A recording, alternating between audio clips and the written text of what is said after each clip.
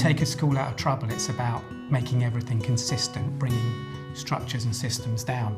When you're moving a school towards outstanding, it's about letting go again and being more creative and varied. And I guess that's one of the reasons why we were really attracted to the iPad as a vehicle to moving the school to the next level. It's not always about what students do in lessons, but rather these days I find it's more about what they're not doing out of lessons. So we used iPads to target this area. Our department wanted to make a resource that was so accessible that every student could engage with it at some level. At the most rudimentary level, a student can just click a screen and watch a tutorial and just recap the lessons or points they've missed. But at a more sophisticated level, they can highlight the areas of weakness, they can watch the relevant lessons, they can apply their learning to exams, and they can check the work, so it becomes a complete independent learning cycle that's delivered through one device. The biggest transformation that we've had in maths in the year has been using iTunes U. The students, each term, they get a scheme of work. The scheme of work is a lesson by lesson, effectively.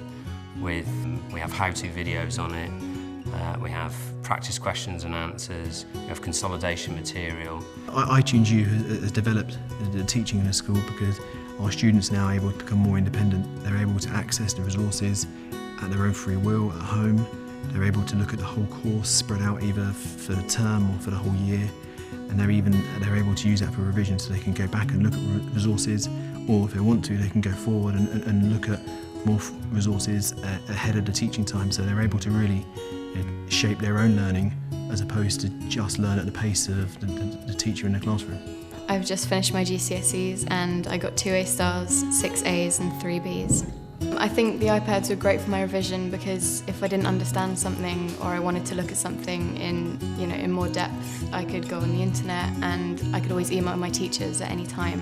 They gave us a lot more freedom with what we could do and different ways in which we could learn, whereas if we didn't have them, it would all be sort of in the classroom or on our own. iTunes U has given the teachers the power to give the students that bigger picture, that they can really understand why they're studying that course, and at the same time allow students to become really independent, like we've never seen before. The iPad helps us in loads of ways. The main thing is the personalisation for students that you're just not able to do with a pen and paper. So it might mean that students are taking photographs of their work so they can see the beginnings of where they started. We also use apps that create personalised spelling lists or grammar lists for students. So it's great because they learn in their own individual style, but it's also great because they're not having to wait a week for their teacher to mark their book. One of the greatest benefits for EAL students is the fact that they can take the device home. For so many of our EAL students, they don't have that network of English-speaking family or friends at home, so they can use the device if they need to reflect on the learning that they've done that day, or if they need to do any independent research. Now parents can actually see and understand what students are learning, and they can help them with the exams, and I had an overwhelming response from parents in relation to this, so we know that learning's happening outside the lessons. After the first year of working one-to-one with iPads, we've experienced some significant gains. If we talk about the pupil premium students, our economically most disadvantaged students, we've experienced in this year's GCSE results that they've made much faster progress in English and maths than ever before. In fact, the gap has reduced by a third in 1 year. This year we saw an improvement in every key group across every qualification we deliver.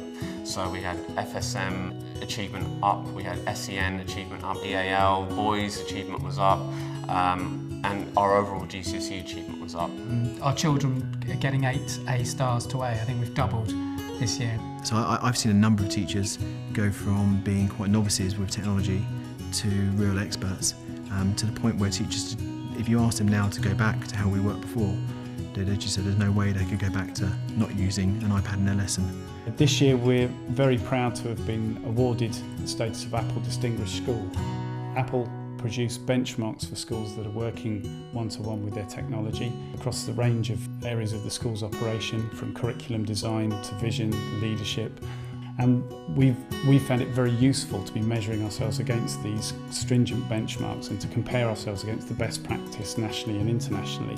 So achieving this standard very quickly for us has been a tremendous boost.